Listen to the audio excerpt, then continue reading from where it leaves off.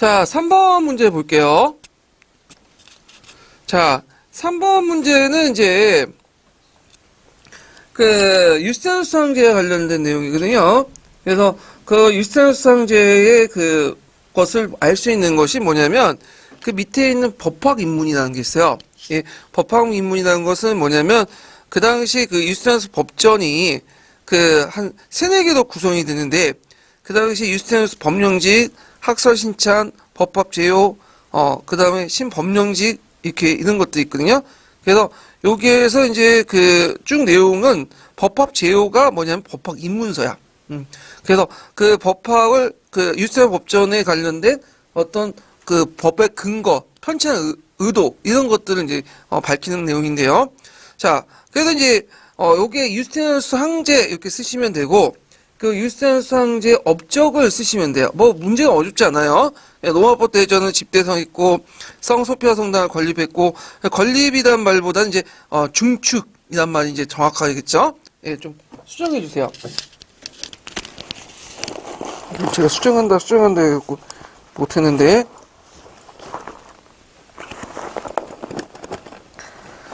혹시 볼펜 하나 있는 거 좀 빌려주시겠어요? 예, 맞습니다. 자, 중축했고, 그 다음에 이제, 그, 활발한 정복 사업을 했죠. 반다왕국, 뭐, 동고토왕국, 이런 것들을 멸망시켰고요. 그 다음에, 양장업, 그러니까 중국에서 이제 양장 기술을 받아들여서 견직공업 같은 걸 이제 뭐냐면, 육성을 시켰고, 그 다음에 아까 교회제도 개혁 같은 경우에는 그 황제가 이제 여러 가지 교회, 영향력을 행사할 수 있는 제도 장치 같은 걸 만들었죠. 이런 것들 쭉 쓰시면 될 것 같아요. 자, 그래서 이제 그 밑에 동로마 제국을 변천해서 516페이지 제가 정리를 했으니까 좀 기억을 해두시고, 유스테누스 황제가 죽고 나서 이제 그 사산존합 이산 세력들이 침입해 오죠. 그 과정에서 만들어진 제도가 군강군제와 둔정명제예요. 그래서 예전에 한번 시험 문제 나왔고요. 그다음 성상 파괴 운동도 관련돼서 시험 문제 나왔죠. 예. 그 다음에 12, 15세기 넘어가면, 이제 우리가 요번에 시험 문제 나온 제4차 십자군정 때 형성된 라틴 제국. 결국에는 오스만 투르크에 의해서 멸망했다. 예, 이렇게 기억을 해주시면 돼요. 자, 그 다음에 4번 문제 볼게요. 자, 다음은 이제 최교사의 세계사 수업 내용이다. 가에 들어갈 나라 이름을 쓰고, 나제도의 명칭과 그 내용을 두 가지 쓰시오. 그래서 최교사가 이제 비잔틴 제국의 헤라클라티우스 황제 때 외세 침공에 대응해서 군사 행정 개혁을 경제 개혁을 결부시켜서 만든 개혁을 추진했습니다. 다음 사료와 지도에 관한 사실을 확인해 봅시다. 자, 헤라클라이스 황제는 부활절 축제를 거행한 후 곡장 뭐뭐와 싸웠다. 여기에서 이제 헤라클라이스 황제 때 이제 보면 헤라클라이스 황제는 7세기 초중반 때 동로마 황제예요. 그래서 7세기 초 때는 이제 누가 왔냐면 사산조 페르시아가 있어. 그래서 사산조 페르시아 호스도 2세 때 안티오키아, 다마스쿠스, 예루살렘, 이집트를 하나하나 넣었거든요. 그래갖고 이제 가와 관련된 내용은 이제 뭐냐면 그 당시 이 헤라클레스가 이에 대응해서 사산조 페르시아를 원정하는 내용들이 이제 적혀 있어요. 그래서 그 헤라클레스가 622년 부활절 다음에 성전을 내세웠고 사산조 페르시아 원정을 갔어요. 그래갖고 이제 그 곳곳 승리를 거두고 그 뭐냐면 이 호스 2세의 그 뭐냐면 그 니네바 그러니까 호스 2세가 패각을 해서 니네바로 이제 퇴각을 하게 돼요. 근데 이렇게 잘 나갔던 이제 사산조 페르시아가 아니라 그렇게 잘 나갔던 헤라클레스 황제가 말년에 새로운 적을 맞게 되죠. 그 사람이 이슬람이야. 그래서 이슬람 세력은 말년이 되고 요때 내용은 사산조 페르시아다. 그래서 언제 누가 쳐들어왔는가? 요 부분이 예전에도 한번 나왔어요. 그래서 좀 기억을 해두시면 될 것 같아요. 자, 그 다음에 이제 학습자 2 같은 경우에는 뭐와 관련된 내용이냐면, 그 당시 이제 그러니까 1회 2와 관련된 내용이죠. 두 번째 구절이. 이거는 좀, 약간 듣보잡인데, 니케포로스라는 사람이 있어. 니케포로스. 이 니케포로스는 이덴의 여제 뒤로 이어가지고 비잔틴 황제가 되었던 사람인데, 이 사람은 이제 공중 쿠데타로 그 이데나를 추방하고 자신의 가신과 한간대 추대로 황제가 됐던 사람이에요. 그래서 그와 관련된 내용이 있어요. 그래서 이제 그 니케포르스가 이내내 세금 감면 정책을 전면 취소하는 정책들을 했고요. 그래서 그 뒤에인데 이 사람은 약간 잘 모르는 내용인데 일단 나에 들어갈 만은 뭐냐면 그 당시 이제 군강구제와 관련된 내용이죠. 거기 가와 아예 그 나에 들어간 것은 그래서 군강구제 소속 아래에 있는 그런 자들 장교들 그리고 콘스타프 일본 시민들을 탄압했다. 요 내용들이고 그때 이제 군강구제 아래에 있던 그 둔정병을 자영농을 대규모 징집을 했다. 그리고 이제 수도원과 교회를 압박해서 국가재정을 확충했다. 그래서 우리가 잘 모르지만 이 니케포르스의 사람도 나올 수가 있어. 한번 예문 나왔잖아. 그래서 니케포르스의 그런 이제 세금 확대 정책 같은 것들, 정책들 물어볼 수 있거든요. 외워두세요. 예. 자, 그 다음에 이제 학술학 2는 이제 나와 관련돼 갖고 뭐냐? 군강구제예요. 예, 군강구제. 예. 그래서 이걸 테마제라고 하죠. 그래서 이제 그 군강구제 출현 시기에 대해서 학계에 여러 가지 설이 있어요. 뭐 6세기 말설도 있고 콘스탄스 2세 때 설도 있고 헤라클리우스 설도 있는데 우리 학계의 여러 가지 관점을 알 필요가 없겠죠. 그러니까 우리가 알려고 하는 것은 그냥 통론적으로 나오는 게 헤라클리우스 항제 때가 일반적이니까 그 항제 때로 외워두시면 돼요. 그래서 예전에 한번 이것 때문에 논쟁이 생겼어. 그 이제 시험 끝나고 나서 군강구제 언제 만들어졌냐? 그래갖고 그 군강구제 만들어진 여러 가지 그 관련된 논문들 어디 찾아와가지고 논쟁을 벌여요. 아마 출제 교수님도 그것까지 생각하지 못했는데 자기끼리 학술적 논쟁을 펼치는 거야. 그렇게 열심히 뜬 분들이 딱 시험 끝나고 1차 발표를 하니까 없어졌어. 그런 분들이. 이상하게 시험 끝나고는 와 이게 대단한 그 학술 논쟁의 장이 펼쳐지는 거야. 그래갖고 근데 그것까지 할 필요가 있겠나. 그냥 우리가 이제 통론이나 교과서 정도만 보면 되는 건데 어디 논문 꺼다가 설명해버리면 이제 할 말이 없는 거죠. 예. 자, 하여튼 이렇게 있고 그래서 이제 여기에서 이제 가에 들어갈 것은 이제 사선조 페르시아, 나제도는 이제 군강구제 이렇게 있고 군강구제에 한정돼 가지고 답을 쓰시는 게 좋을 것 같아요. 그래서 31개 군강구로 나누고 사령관을 파견해서 행정, 군사, 사법권을 부여하고 농민대 군역을 종사하는 대가 도를 주고 했는데 군강구제 쓰고 그 내용 안에 그 일부 뭐가 있냐 둔정병제도 뭐 들어간 것도 맞게 해줬다 이렇게 돼 있어요. 근데 군강구제와 둔정병제는 별개의 제도예요. 다만 서로 연결돼 있다. 그래서 우리가 이제 알고 있듯이 부병제하고 그 당시 이제 부병제하고 군전이 서로 연결된 것처럼 이렇게 연관된 제도다 이렇게 보시면 되고 이 내용이 이제 서계 내용에서 그게 흐리뭉텅하게 써서 그런데 교과서라든지 서총 보면 군강구제와 둔정병제 다 분리돼 있어요. 개념적으로 연계된 개념 제도지만 분리된 거예요. 개념적으로 물어볼 때는. 그래서 군강구제가 정확하게 쓰시면 될 것 같은데 약간 둔정병제 내용도 같이 연계시켜서 쓰면 그 당시에 맞게 해줬다 그래요. 예. 특히 이제 16년 그 문제는 물체도 유명하죠. 그냥 두리뭉실하게 다 맞게 해준 것 같아. 그러니까 점수가 띄었지 그렇게. 예. 자, 그래서 이렇게 있고요. 그 다음에 뒤에 넘어가서 5번 문제 볼게요. 5번. 자, 5번은 뭐와 관련된 내용이냐면 선상숭배 파괴령과 관련된 거예요. 예. 그래서 선상숭배 파괴령은 이제 최초 했던 사람은 8세기 때 누구죠? 레오 3세요. 예. 그래서 레오 3세 때 이제 선상숭배 금지령을 했는데 선상숭배 금지령을 왜 했어요? 레오 3세가 두 가지 이유죠. 하나가 이제 이슬람 세력들이 비난 때문에 이슬람 세력들은 철저하게 성상숭배를 하는데 금지를 하는데 너네들은 뭐냐? 성상이라는 그 이름 아래 우상숭배를 뭐냐면 하지 않냐? 그래서 이제 체제 경쟁 과정에서 자신의 어떤 우위를 확보하려고 그렇게 얘기를 했고 두 번째로는 뭐냐면 그 당시 성상숭배 금지령을 반대했던 세력들이 누구냐면 그 당시 수도원 세력들이야. 그래서 동도마 같은 경우에는 교회가 힘이 강하지 않고 수도원이 강하거든요. 수도사들이. 그래갖고 이 수도원들은 대토제도 가지고 있어요. 그래서 이걸 빌미로 해서 수도원을 탄압을 해가지고 경제적 이득을 챙기기 위한. 근데 이런 국내적 비잔틴 제국의 국내적 문제가 불똥이 튀었지. 어디로?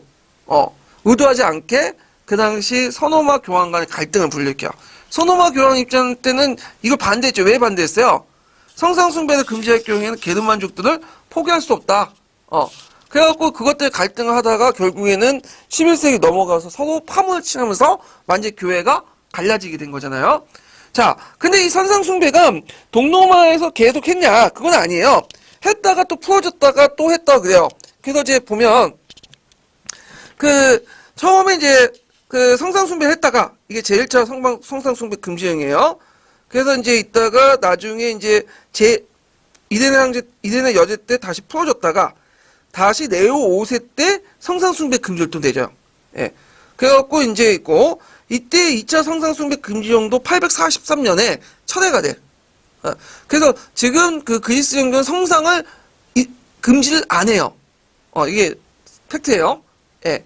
근데 이제 교과서에 보면 마치 비잔틴 제국이 있고 그다음 카톨릭 교회와 비교할 때 성상숭배 여부에 대해서 카톨릭 교회에서는 성상숭배를 인정하고 그다음에 동로마 제국 그리스 정교는 부정한다. 그렇게 도식화돼 있잖아. 교과서. 일부 교과서는 그건 잘못된 거야. 그거는 특정 시기에 8세기에서 9세기 때 그 내용을 그 당시 이제 가지고 성상숭배 가지고 그걸 얘기한 거야.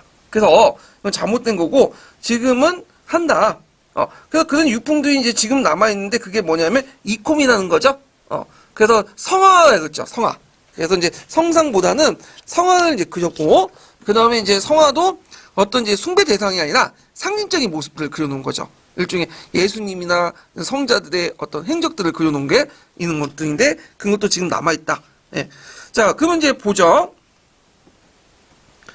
문제 풀어보면, 기획을 보면, 성상숭배라는 것은 그리스 초상이나 조각상을 포함되어 있지 않다. 포함되어 있죠? 예.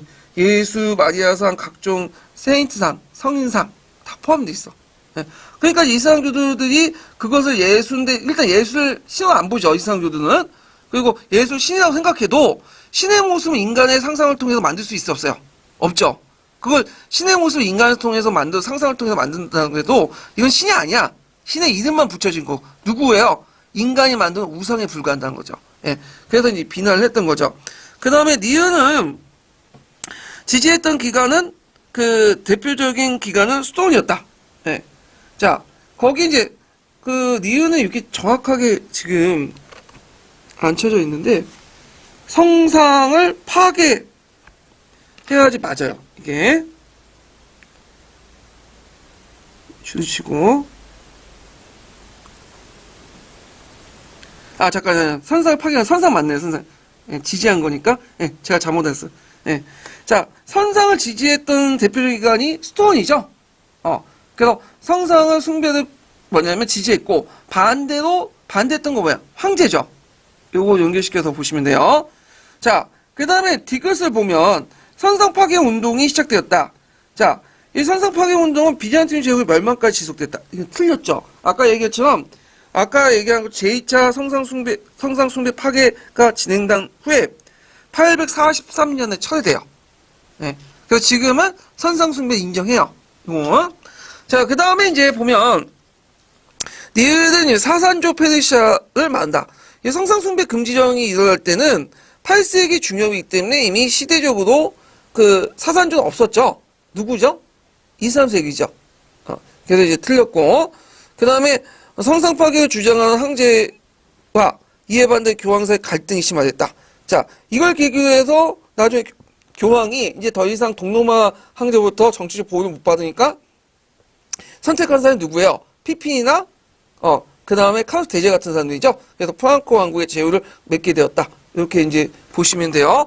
그래서 이걸 갈등으로 해가지고 있다가 나중에 이제 11세기 이후에 서로 이제 교황하고 콘스탄틴 대주교가 서로 파문에 처해지면서 교회가 완전히 갈라지게 된 거야. 예. 그래서 이 내용들 좀 기억을 해두시면 될 것 같아요. 그래서 성상숭배와 관련된 내용은 시험 문제 더 나올 수가 있어요. 이 부분은. 자, 그 다음에 이제 르네상스 넘어가죠. 르네상스. 자, 르네상스는 이제 14세기 르네상스와 그 다음에 16세기 때 북유럽 르네상스 두 개로 나눠볼 수 있는데요. 르네상스가 이제 추구했던 거는 고대 그리스의 복구죠. 예. 그래서 이제 고대 그리스의 사상의 특징 중에 하나가 뭐예요?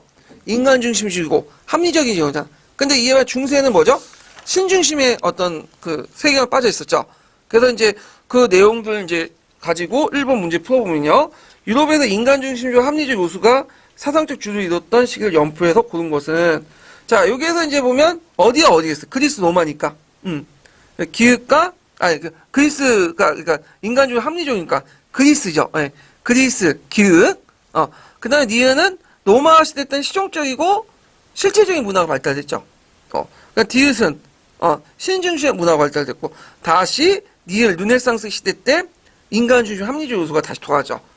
그래서 그 르네상스의 복구의 대상은 어디예요? 그리스의 어떤 고전 문화 이런 것들 복구했다. 그래서 이제 요 내용들 그래서 기읍과 니을 이렇게 쓰시면 돼요. 참고로 거기에 이제 표시 중에 페트라카가 보이죠. 요 사람 이름 정도는 기억을 해두세요. 이 사람이 최초의 근대인이라고 불렸던 사람이거든요.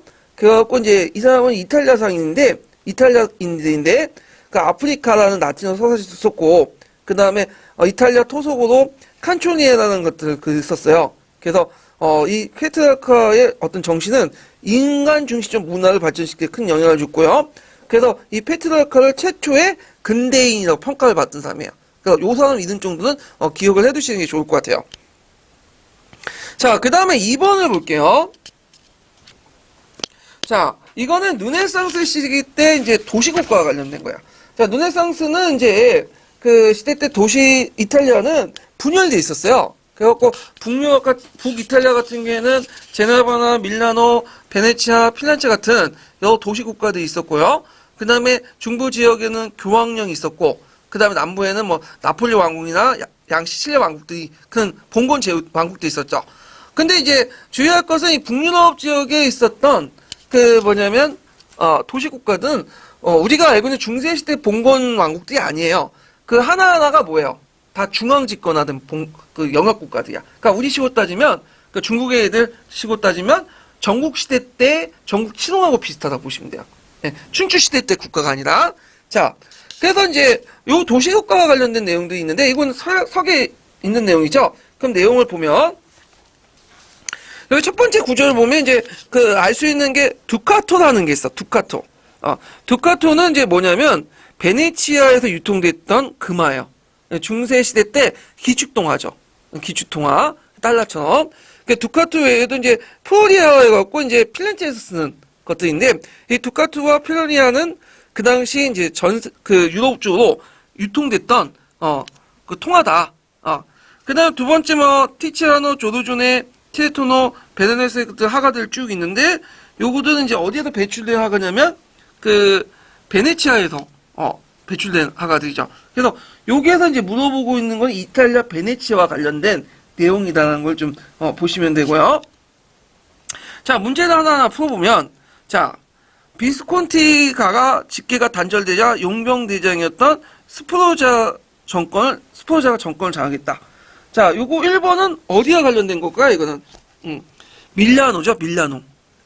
밀라노 같은 경우에는 이제 참주들, 독재자들이 등장했는데 초창기 때는 비스콘티가가 정권을 장악했고 그다음 후반기 때는 스포르자가 정권을 장악했어요.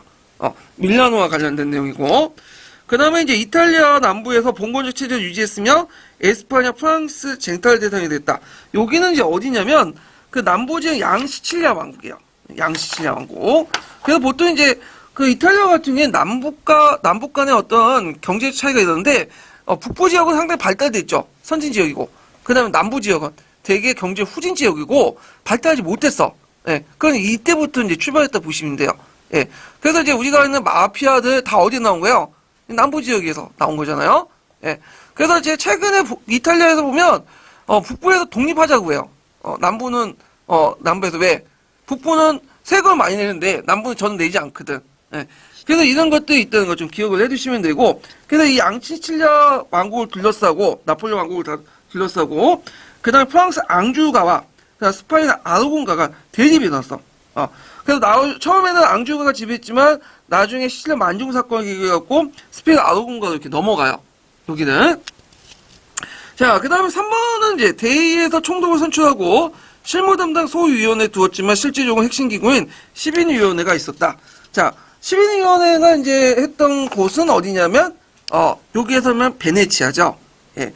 그래서 이 베네치아 같은 경우에는 좀 약간 그 필렌체, 밀라노 같은 경우에는 참주들이 등장했죠. 독재자들이. 근데 여기는 좀 정치에 안정된 가두적인 공화제 형태다. 그래서 거기에 다 섞여 있어. 귀족제 요소도 있고, 그 다음에 왕정 요소도 있고, 그 다음에 이제 공화제 요소. 그래서 이런 복합적으로 있는데, 대개 12위원회 같은 경우에는, 뭐냐면, 공안위원으로서 실권이 있어요. 그래서 주로 신귀족들이 구 귀족의 반란을 처벌 목적으로 설치됐고, 구 최고 행정기구로서, 그 당시 이제 베네치아를 통치했던 곳이 그 뭐냐면, 시베니위원회다. 이렇게 기억을 해두시면 돼요. 그 다음에 이제 4번을 보면, 형식상 공화정 형태로 유지됐지만 실질적으로 메디친가의 코시모와 그의 손재 로렌치가 전제군주로서 군림했다. 여기는 어딜까요? 필렌체죠. 그래서 이제 필렌체는 12세기 때 그 모직물 제조와 판매로 선장을 했고, 13세기 때 대상인과 금융업자들 중심으로 시장을 운영했다가 무슨 반란이 났죠? 1378년에 COP 반란이 나왔죠. 그러니까 이걸 계기로 해갖고 그 하층민의 정치 참여를 하는 것에 불만을 느낀 중상층들이 누굴 지지해줬어요? 그 당시 메디친가를 지지하면서 15세기 이후부터는 메디친가가 권력을 장악하게 돼요. 그래서 겉으로는 공화국이지만 실제 운영은 왕정과 비슷한 역할을 했다. 이렇게 기억을 해두시면 될 것 같아요. 그 다음에 이 메디친가가 한번 쫓겨난 사건이 있어. 뭐냐면 그 당시 신비주의자였던 사보 롤라라는 사람이 있어. 성직자인데 이 사람이 이제 그 메디친가를 쫓아내고 자기가 이제 신정 정치를 해요. 그때 그 프랑스 국왕 샤르파스가 침공해 오면서 이 사람이 이제 그 뭐냐면 이렇게 그 장악을 했는데 나중에 이 사람도 어떻게 돼요? 쫓겨나죠. 예. 그래갖고 이제 그 사람 때문에 말하자면인데 그 사보나 누라가 정권을 장악했다가 나중에 샤르파스가 남하로 해서 이 사람도 쫓겨나.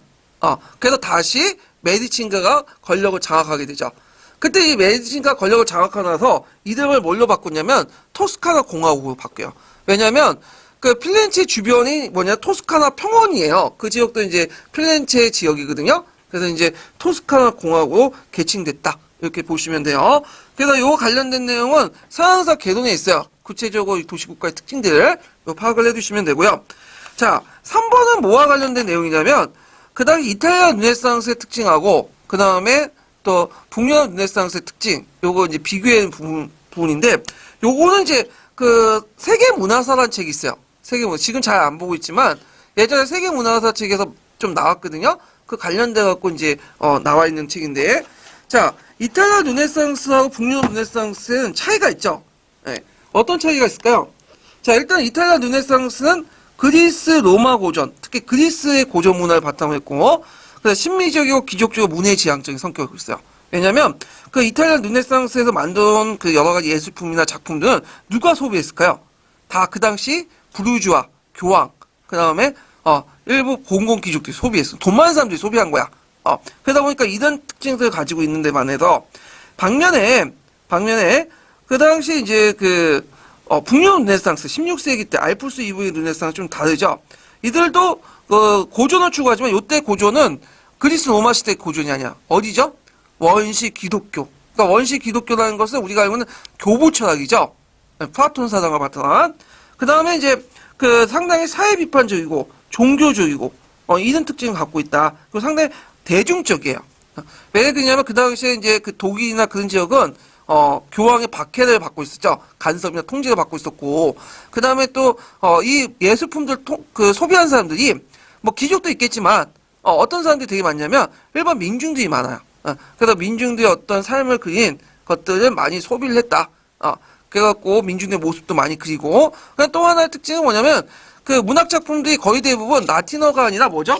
그 지역의 토속어로 쓰여있죠. 자국어로. 그래서 이제 이런 특징들을 갖고 있다는 걸 좀 기억을 해두시면 될 것 같아요.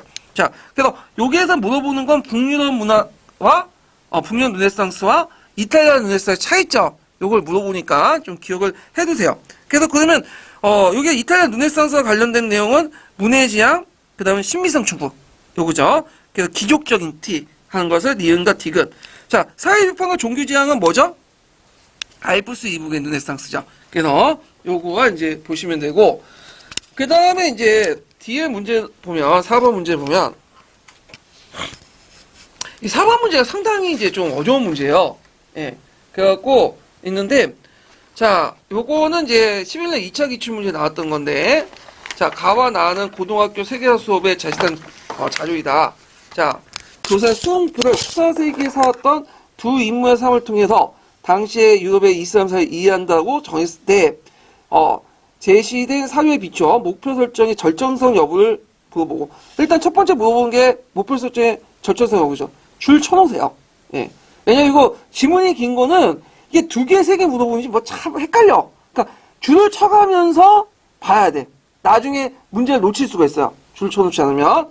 자, 첫 번째 문제를 이렇게 본 거고, 두 번째 같은 경우에는, 만약 다른 역사교사가 다의 그 수업 목표 설정을 듣기에 참고자를 제시하고, 가나를 활용하여 시대학습할 때 수업을 진행하기 위해 절차는 수업 목표 3가지 쓰시오. 자, 여기에서 3가지 쓰는데, 여기 단서를 몇 개 다 나왔죠? 일단, 첫 번째가 뭐예요?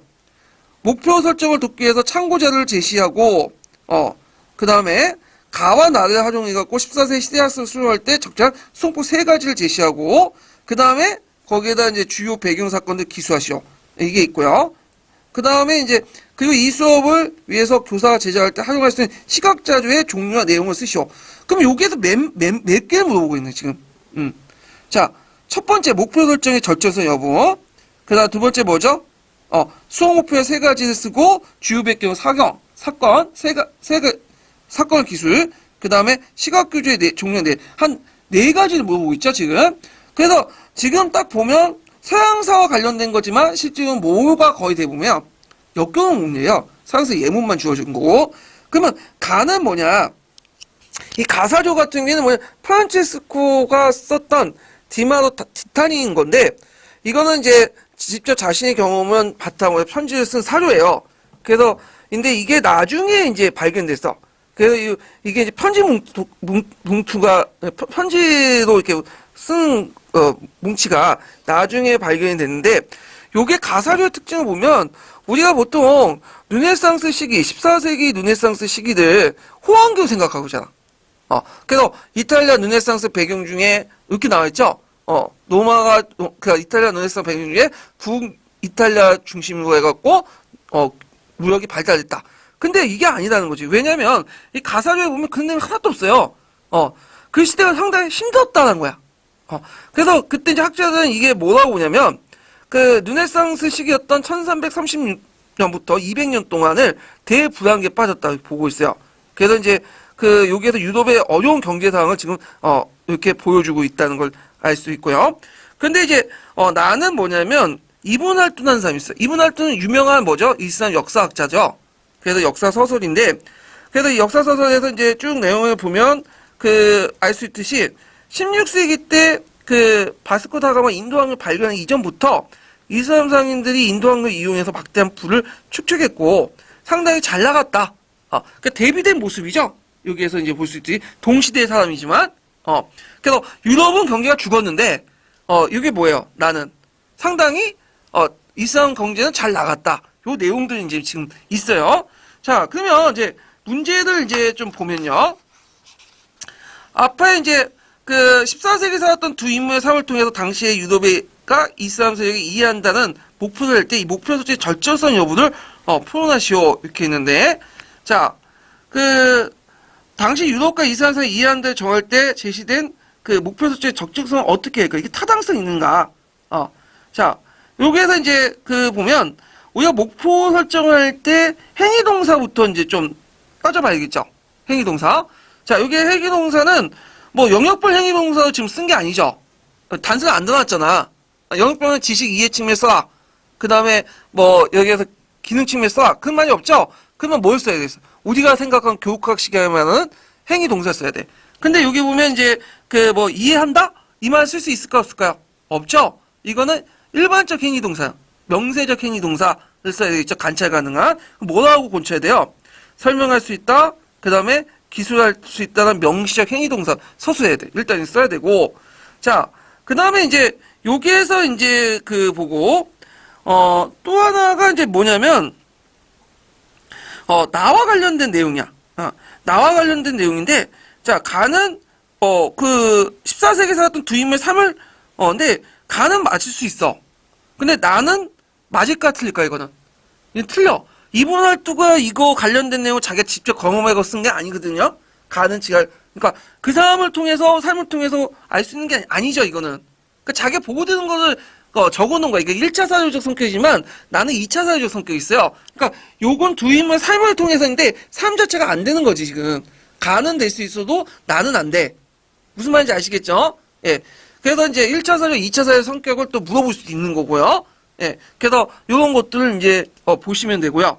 자, 그 다음에 이제 두 번째 이제 보면 자, 가와 나를 활용해서 시대학습을 할 때 이런 말 있죠. 자, 그러면 다를 이제 수학 목표를 설정을 돕기 위해서 가와 나를 활용해서 14세기 시대학습할 때 수학 목표 세 가지 사용하는데 그럼 다는 뭐냐? 자, 교황을 아름답다고 생각한 사람은 아직 미숙하고 모든 곳은 고향을 느끼는 사람은 강한 사람이다. 전 세계의 교황을 생각한 사람은 완전 인간이다. 미숙한 사람은 세계 한 곳만 사랑하고 강인한 사람들은 모든 곳을 고향을 여기고 사랑하지만 완전한 인간은 고향 그 자체가 없앤다. 이 말이 뭘까요?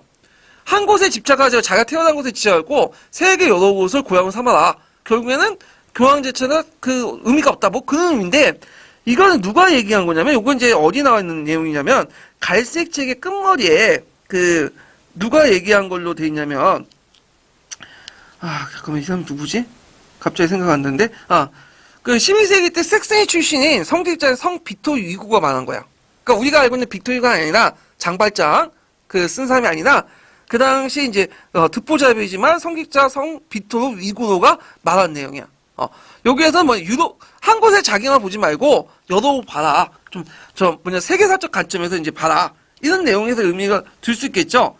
그래갖고 이제 요거에 염두해가지고 참고해가지고 가나를 시대학습할 때 자. 시대학습이라는 것은 뭘까요? 시대학습은 시대학습을 딱 보시면 그게 나와 있어요. 교과서적 관점이 아니라 다양한 관점을 보는 거죠. 그러니까 여기에서 간을 볼 땐 교과서 관점이 안 통하죠. 왜냐하면 교과서에서는 14세기 이탈리아 르네상스식의 이탈리아경이 상당히 호황으로 그려놨잖아. 근데 나는 아니죠. 예.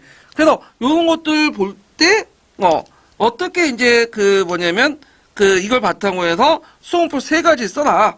주요 발견 그 배경 사건들 기술 이렇게 있는데 어떻게 써야겠어요 일단 요 수험표 세 가지는 그 뭐냐면 그 당시 이제 우리가 알고 있듯이 이제 그 지향하는 학습 목표를 그 하는데 어떻게 써야 되냐? 자 일단은 요거에 염두에 둬가지고 이제 예를 들어가서 그 당시 그 이스라엘 상인들은 그 당시 그 세계적인 어떤 패권을 장악했지만 세계 무역을 잠깐 장악했지만 이탈리아인들은 그 뭐냐면 불황을 겪고 있었다. 이걸 알아보자. 이렇게 쓸 수도 있고 그 다음에 이제 이탈리아 상인들과 그 다음에 또 그 당시 이제 이스라엘 상인들이 어떻게 이제 지역 무역권을 어떻게 그러니까 이탈리아 상인들은 이제 주요 지방 무역에 머물러 있지만 그 당시 이제 이스라엘 상인들은 세계 무역에 확대돼 나갔다. 이걸 알아보자. 뭐 이렇게 쓸 수가 있겠죠. 그래서 여러 가지로 나올 수가 있어요. 그래서 그 나와 관련돼서는 좀 보편적인 내용을 쓰면 되고 가와 관련된 것들은 뭐냐면 좀 지역적인 내용들, 무역권, 패권 내용들을 쓰시면 돼요. 예, 그것이 이제 다와 연결돼 있죠. 그래서 고향이라고 생각하는 사람은 가와 관련된 거고 그 다음에 고향이라고 생각하지 않고 모든 걸 다 생각하는 사람은 뭐죠? 나와 관련된 내용이죠. 그래서 요거는 좀 약간 주관적인 내용이에요. 그래서 다양한 답안이 존재할 수가 있어요. 예. 자, 그 다음에 이제 여기에서 이제 관련된 주요 배경 사건들 기술을 하는데 가는 뭘 써야 되겠어요? 아까 얘기했던 이탈리아의 르네상스 호황기 쓰시면 안 돼요. 그래서 여기 그 합격자 예상다 보면 이탈리아 시대 때 뭐 르네상스 시대 상당히 호황했다 뭐 이렇게 쓰는데 그게 아니라 뭘 써야지? 200년 동안 불황에 빠졌다. 그 내용을 써야 돼. 배경을. 왜냐면 가 자체가 그래요. 예. 그 다음에 나는 뭘 쓰셔야 되겠죠?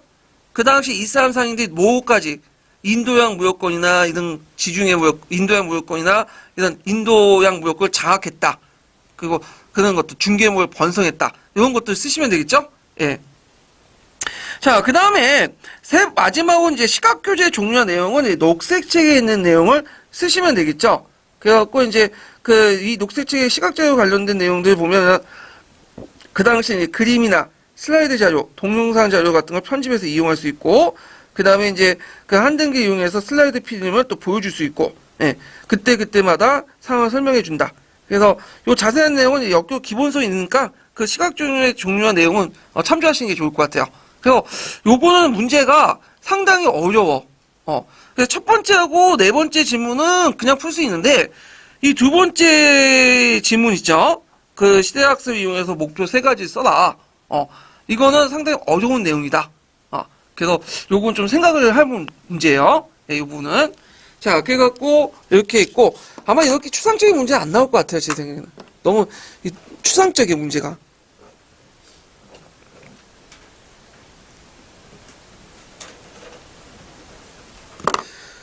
자, 그 다음에 뒤에 넘어가서요. 그 5번을 볼게요, 5번. 자, 5번은 뭐와 관련된 내용이냐면, 그 에라스무스와 관련된 거예요. 에라스무스.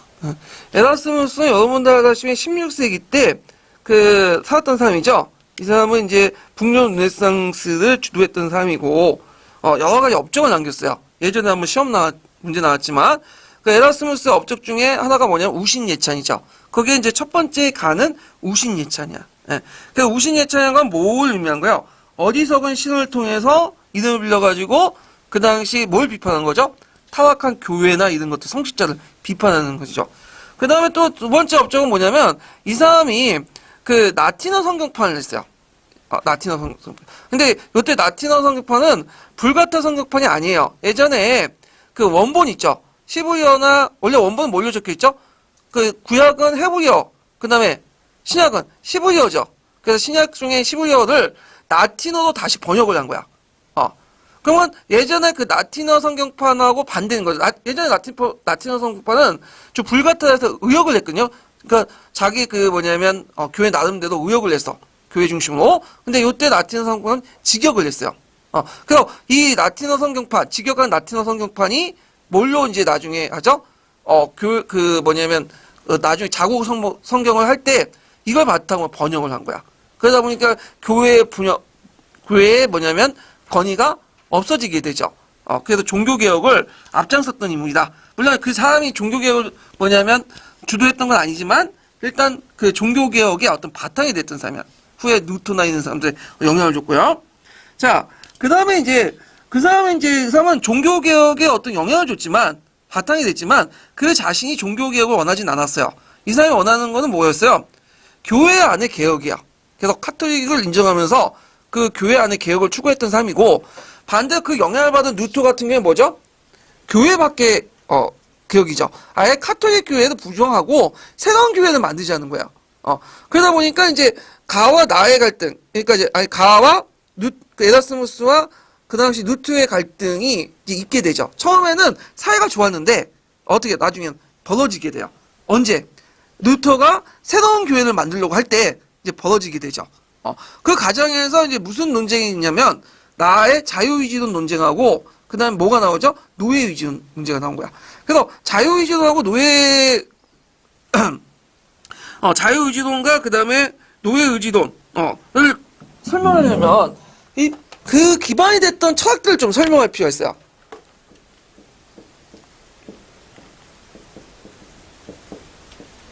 자, 루터가 기반이 됐던 것은 원시 기독교 철학이죠. 원시 기독교 철학은 뭐야? 교부 철학이야. 예. 무슨 철학을 바탕으로 한 거죠? 플라톤 철학을 바탕으로 한 거죠? 예. 근데 에라스무스가 이제 기반을 했던 철학은 뭐죠? 스콜라 철학이에요. 스콜라 철학은 플라톤 플러스 뭐죠? 아리스토텔레스 철학이죠. 예. 그럼 여기에도 차이가 나오죠. 자, 교부 철학은 원시 기독교 철학 플라톤이죠. 그래서 이제 플라톤 철학은 지금 존재하는 것은 다 뭐야? 이데아의 잠존물에 불과하잖아요. 마찬가지로 지금 인간이라는 거는 신의 의지에 다 만들어진 거야. 그러니까 인간의 의지는 신의 의지에 예속화됐죠. 언제부터? 인간이 선악과를 따먹으면서 예속화됐어. 인간은 선악적인 존재야. 악한 존재야. 그때부터. 그래서 인간은 신에 의해서 다 의지가 예속됐고 신의 명령에서 사는 사람이야. 그래서 이게 예정서에 이렇게 나온 거 아니에요? 그러면 인간이 판단할 수 있어 없어요? 인간의 의지가 있어 없어? 없죠? 신에 의해서 종속됐기 때문에 이걸 노예 의지론이라고 해요. 예. 신의 뜻대로 막 옮긴 거야. 근데 에라스무스는 여기에서 여존론을 주장하죠. 여존론. 자유의지론.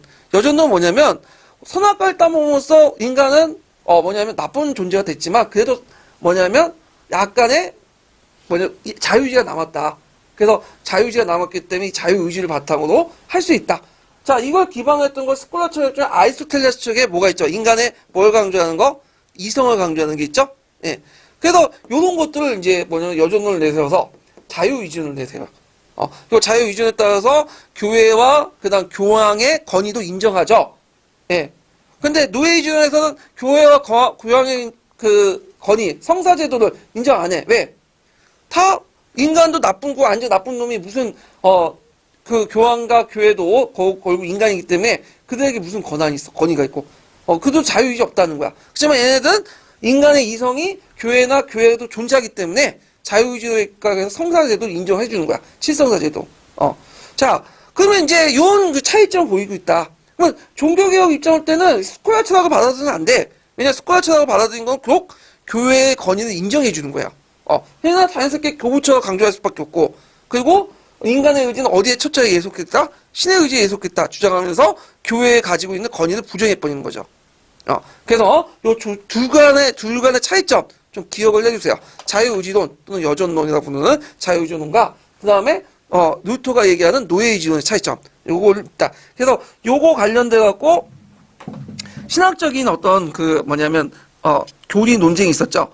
그래서 이제 여기에서 이제 물어보는 건 뭐냐?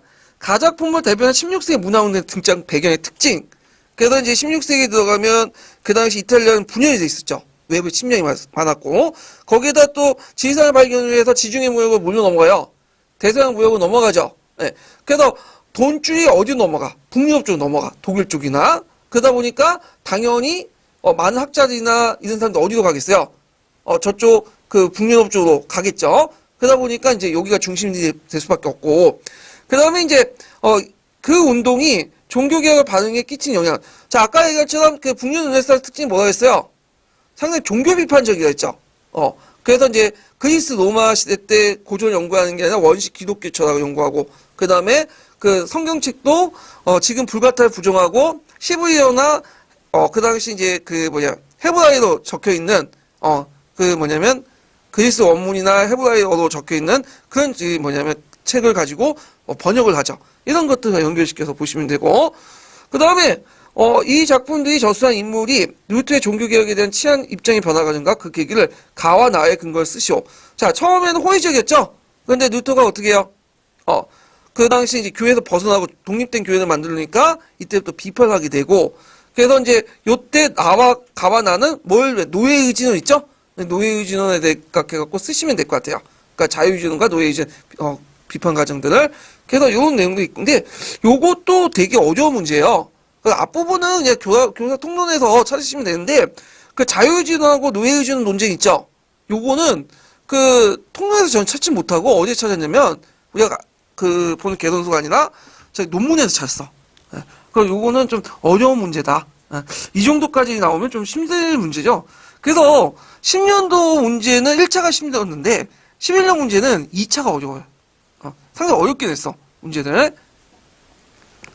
자, 그래서 있고, 그 다음에 이제 뒤에 넘어가서 6번 문제 볼게요. 6번 문제 보기 전에 그 옆에 이제 북유 르네상스와 이탈리아 르네상스 그 차이점이 있거든요. 여기 한번 보시고요.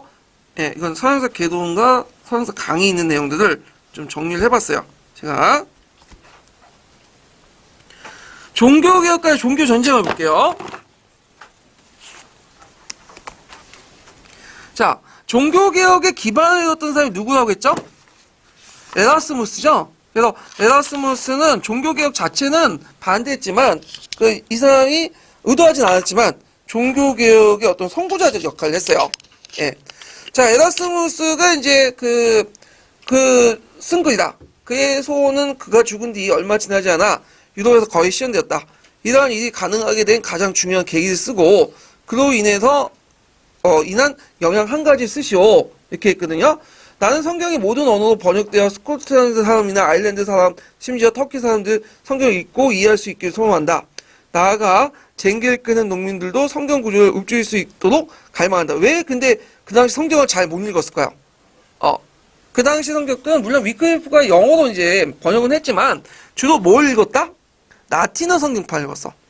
라틴어는 그 특수하게 교육을 받은 사람들만 읽을 수 있는 거죠. 예, 그래서 성직자들만 읽을 수 있는 거야. 요 라틴어 성경판은 불가트죠, 불가트라고 하죠. 예, 근데 이 불가트의 문제점은 뭐냐면 의역이 많아, 오역이 많고. 그래서 교회 중심으로 의역과 오역을 했어. 그래서 제가 교회의 어떤 권위를 높이는 방향을 했는데 그 당시 이제 그 에라스무스는 아까 말했지만 그 신약성서를 공부했어요. 이 사람 그리스어나 15절을 공부해갖고 그 원전인 그리스어로 쓰여진 원전 신약성경을 라틴어 번역했어. 라틴어. 그러니까 종전에 불가타와 다른 라틴어 성경판이야. 그 이걸 기반으로 해서 후에 이제 자고 성경판을 날 때 후자 에라스무스의 라틴어 성경판을 가지고 번역을 한 거야. 중력한 거죠. 예. 자, 그래서 이제 여기에서 이제 그 계기가 됐던 요인, 그것은 성경을 자국으로 번역했다. 이렇게 쓰시면 돼요. 성경을 자국으로 번역됐고요. 점점 그래서 이제 뭐가 됐죠? 종교개혁 이렇게 쓰시면 되겠죠? 네. 그래서 자국으로 번역되면서 종교개혁에 영향을 줬다. 이렇게 이제 보시면 될 것 같아요. 물론 이제 이걸 또 계기를 인쇄술이 발달했다는 견해도 있어요.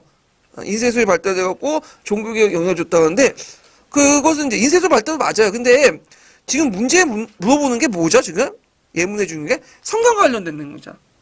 그래서 성경에 한정돼서 얘기하시면 될 것 같아요. 성경에 통해서 많은 사람들이 자고 성경권을 읽고 그 의미를 이해한 거고, 거기 인쇄술 발달은 그걸 더 촉진시킨 거죠. 예, 이런 것들을 이제 보시면 되고요.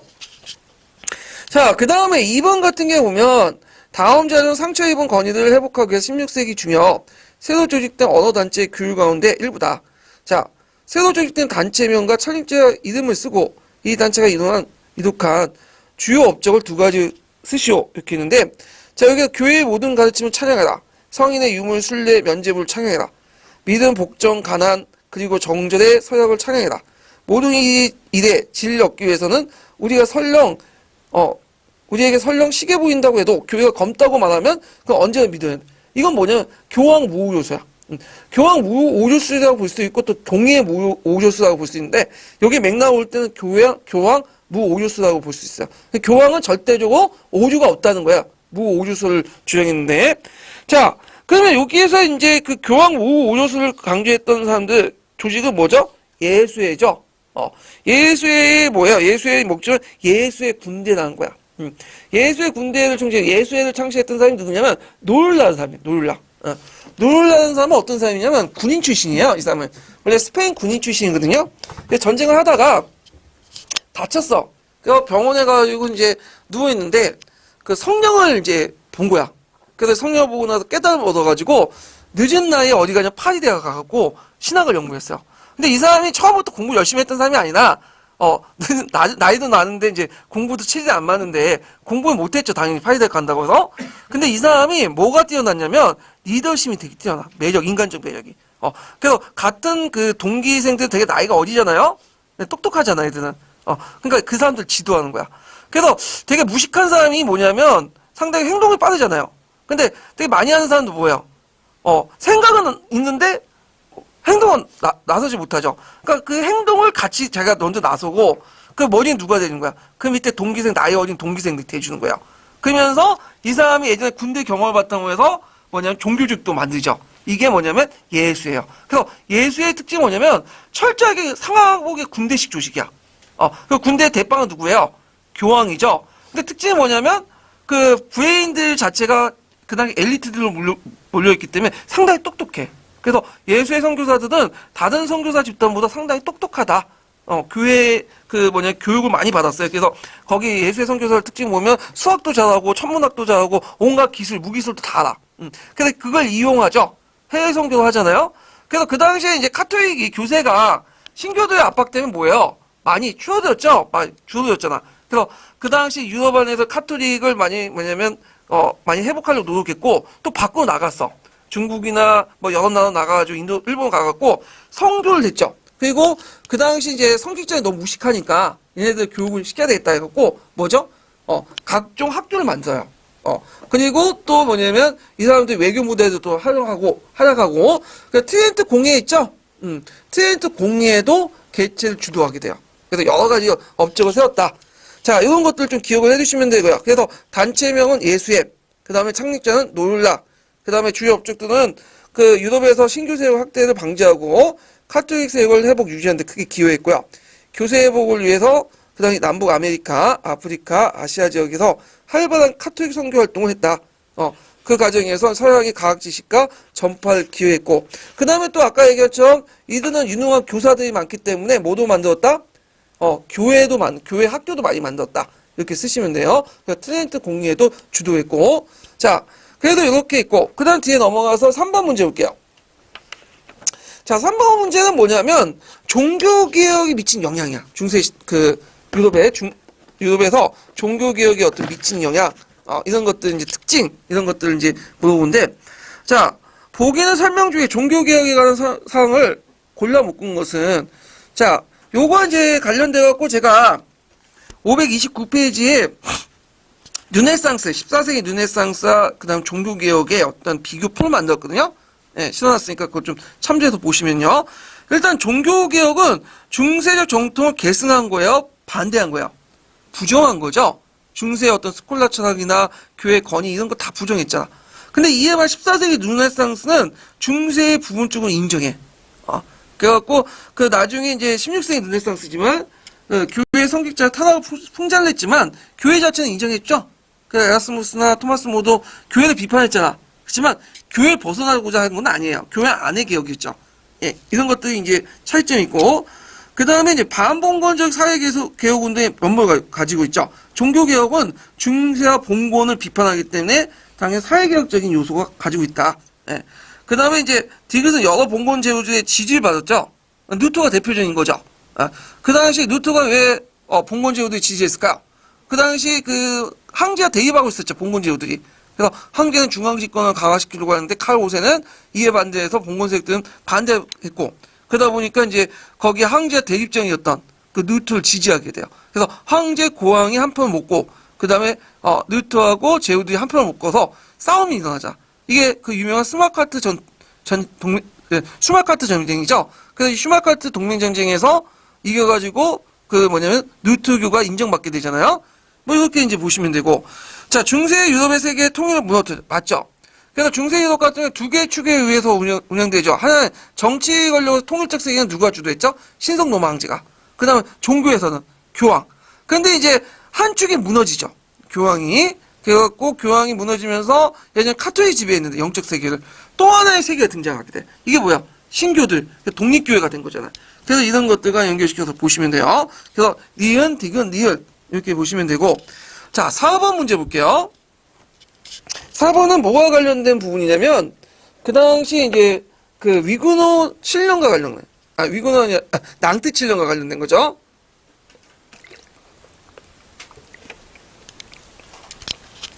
자, 문제 사료는 이제 앙리사스가 공포한 낭트 7년인데, 낭트 7년은 무슨 전쟁이 끝난 거죠? 위구노 전쟁이 끝나기 위해서 공포한 거죠.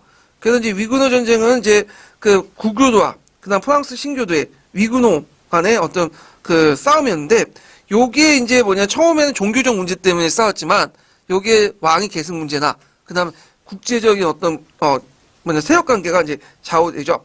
그래서 이제 그 당시에 이제 바르톨로메 대사 학살 사건으로 계기해갖고 이게 확전돼 나갔고, 그 당시 앙리 3세, 기중왕리, 나바랄리 간의 정권 다툼도 같이 일었죠.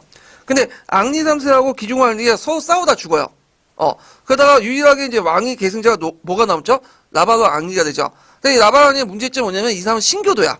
근데 전체 인구의 90%가 카톨릭 믿는 국가에서 신교도 왕이 즉위한 게 좀 문제가 돼 있으니까 이 사람이 뭐야? 자기 종교를 버리고 구교 개종을 하죠. 대신에 뭐냐면 신교도에게 낭트 칙령 공포하게 된 거야. 예. 그래서 그 낭트 칙령의 주요 내용은 이제 뭐냐면 종교의 자유를 인정하죠. 그래서 이제 그 위그노에게 그 종교의 자유를 인정하고 카톨릭교도 동일한 시민적 권리와 직책을 확립하고요. 그다음 집회와 교육의 자유를 부여하고요. 그다음에 두 종파로 구성된 동수 법정에서 그다음 형사 사건을 재판을 받을 수 있다고 하고, 그다음 목사의 생활비를 국교 지원을 받고, 그다음 거주 지역 위구노 거주 지역 남프랑스 일대에 위구노 그 수비대가 허용하도록 해줘. 물론 이 위그너 그 수비대 주도는 그라스 칠령은 폐지가 돼요. 이 부분은. 그래서 이제 보통 이 중세 그 당시에 이제 근세 국가에서는 하나의 종교, 하나의 왕국이란 원칙이 있어요. 그래서 어떤 그 종교를 믿으면 그 왕이 종교를 선택하면 그 신민들 뭐야? 다 그 종교를 따라야 돼. 근데 이 원칙이 뭐야? 좀 어긋나죠.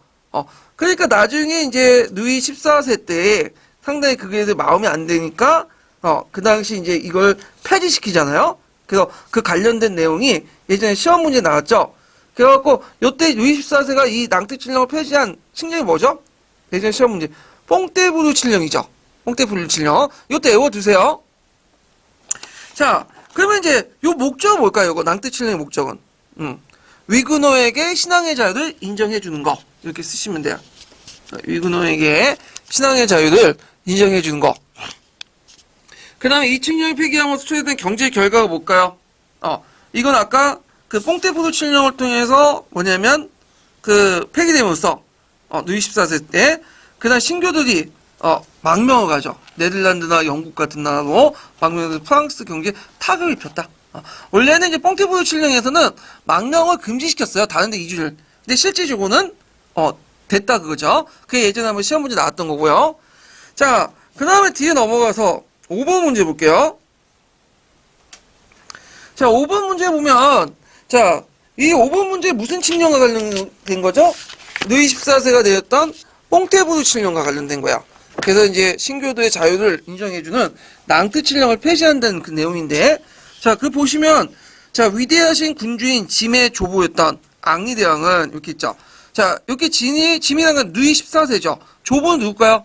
자기 할아버지인 나바르 앙리, 그러니까 부르본가의 어떤 첫 번째 왕이었던 앙리 4세죠. 그래서는 국내 전쟁으로 막대한 피해를 입은 백성들에게 당신께서 마련해 주신 평화가 당시의 성대왕의 치세 중에 일어났듯이 소위 종교개혁 때문에 흔들리지 않기 위해서 1598년에 서울의 낭트에서 공부한 칙령을 통해 이렇게 했는데, 소위 종교개혁은 뭐죠?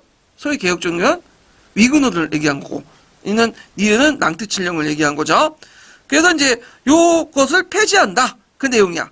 그러면 이제 관련된 내용을 보면 개혁은 루이 14세를 얘기한 거고, 그 다음에 니은은 나바랄링은 그 다음에 신교도들 이끌었죠. 위그노들을. 그 다음에 그 뒤에서는 칼뱅이교를 따는 무리들을 말하고요. 그 다음에 니은은 교황의 지지를 받았다. 자, 니은이 교황의 지지를 받았어요? 아니죠. 교황이 상당히 그 반대했어. 그래서 이 교황은 그 당시 이제 그거에 대해서 반대를 하면서 그 뭐냐면 상상을 초월한 최악의 칙령이라고 비난을 했어요. 네. 그래서 틀렸고, 그 다음 미은은 개종을 원하지 않는 일반 신자들은 국외 이주를 허용하지 않았다. 국외 이주를 허용하지 않았지만 뭐죠? 위그노들은 해외로 이주했죠. 그래서 그 당시 이제 상공업자들 대다수기 때문에 프랑스 산업 발달을 되게 저해를 했다. 이것이 이제 그 예전에 또 기출문제 나왔던 거죠. 그래서 요거 답은 옳지 않은 거니까 4번이죠.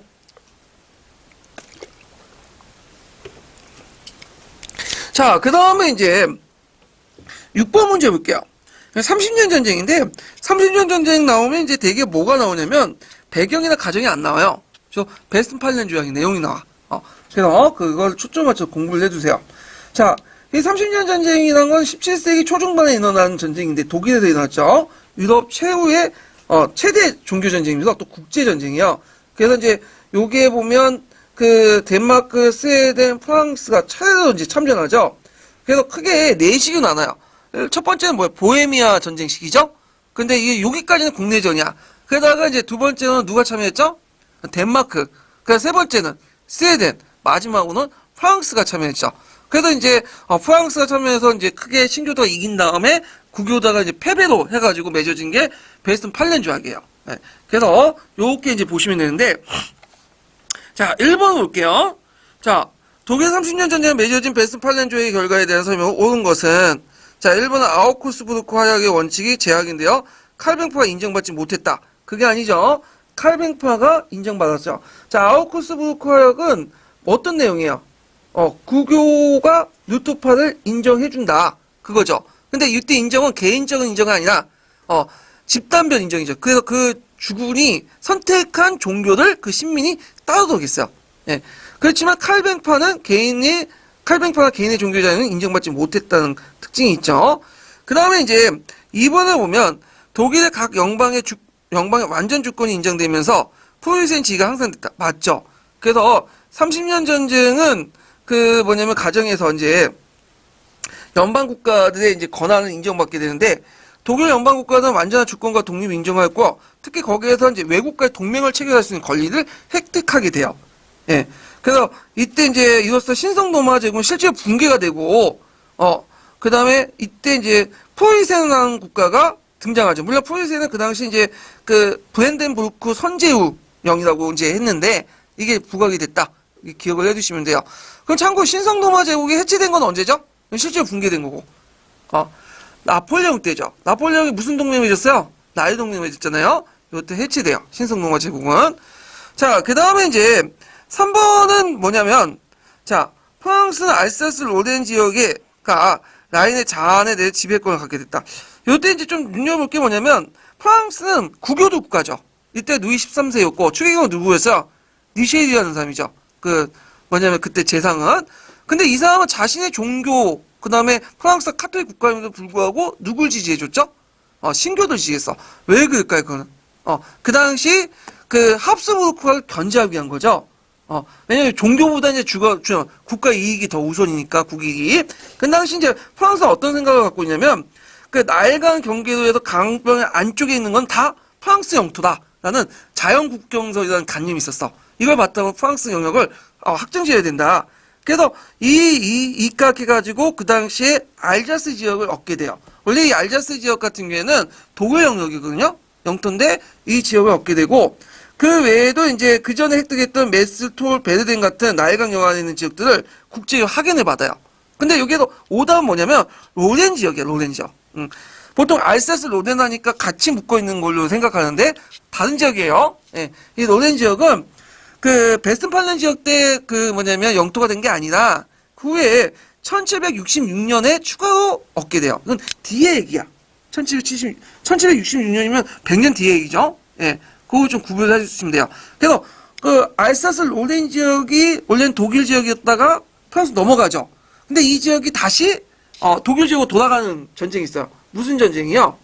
보불 전쟁 아시죠? 네, 보불 전쟁. 포위상하고 프랑스 간 전쟁에서 넘어가서 그때 이제 그 유명한 뭐죠? 마지막 수업 같은 것들 작품이 있죠? 거기에 보면 이제 맨날 땡땡이 치는 학생이 갔는데 갑자기 선생님 와가지고 여기는 이제 프랑스어로 마지막 하는 수업이다 하는데 실상 안 맞아. 그 당시 뭐냐면 알사스 로렌 지역에 있는 사람들은 다 독일어 생각했기 때문에 맞지 않은데 하여튼 있고 다시 독일에서 프랑스로 넘어가는 건 몇 년이에요? 1차 세계대전 때 넘어갔다가 다시 비시정부 때 뭐죠? 독일 넘어갔다가 다시 2차 세계 끝나고 누구한테 넘어간 거예요? 프랑스 넘어가서 지금 프랑스예요. 그래서 지금은 거의 프랑스어권이에요. 거기서 완전히. 그래서 왔다 갔다 하는 지역이다. 예. 그 다음에 이제 4번은 전쟁 중에 카톨릭교를 후원했던 스웨덴은 포말라니아 지역을 얻게 됐다. 요거까지 맞는데 뭐가 틀렸죠? 카톨릭을 후원한 게 아니라 어느 것을 신교죠. 왜냐면 스웨덴 같은 경우에는 루트판 국가예요. 그리고 발트 지역을 패권을 장악해 해서 그 당시 스웨덴 왕이었던 구스타프 아돌프가 신교 편에 참전했죠. 물론 싸우다 죽었지만, 예. 그래갖고 이제 있다. 그래서 이 사람은 이제 스웨덴은 서포말라 지역을 얻게 됨으로써 독일의 독일 연방의 한 구성이 되고 독일 문제에 참견할 수 있는 발언권을 행사하게 돼요.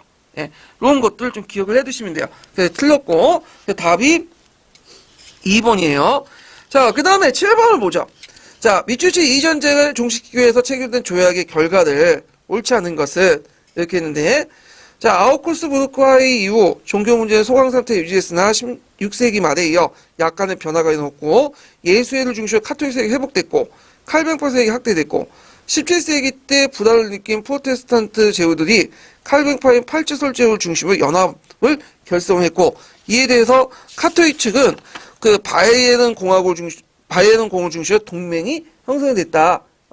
그렇게 이제 있는데 그래서 이제 여기에서 이제 연합이라고 하는 것은 유니언의 기원이 된 거고. 근데 카톨릭 제후 동맹을 리그라는 말 있죠? 그러니까 유니언 리그 말 자주 듣잖아요. 네, 지금은 스포츠에서 많이 사용하는데 처음에는 유니온, 그 다음에 리그, 그리고 프로테스탄트란만도 6대 4입니다. 프로테스탄트는 뭐야? 오늘 개기는 자, 그렇죠. 개기는 자, 별로 좋은 말은 아니야. 저항하는 자 이런 뜻이죠. 그래서 이들 간의 싸움이 이제 뭐냐면 30년 전쟁이죠. 예. 자, 그러면 이 조약을 종식시키기 위해서 뭐냐면 체결된 조약의 결과는 베스트팔렌 조약의 결과인데, 자, 에스파냐 세력이 약화되었다. 맞을까 틀릴까요? 맞죠. 왜 맞아요? 에스파냐는 합스부르크가죠. 그 당시에 이제 합스부르크는 두 개가 있어. 독일 합스부르크와 그다음 스페인 합스부르크 이렇게 이제 두 개 있는데, 이게 당연히 에스파냐는 같은 집안이기 때문에 사촌 집안이기 때문에 뭐예요? 독일 합스부르크를 지원해 줬겠죠. 근데 패배했기 때문에 뭐냐면 약화된 거야. 그래서 이 싸움은 어떤 특징을 갖고 있냐면, 그 당시 이제 부르본가하고 합스부르크의 싸움이야.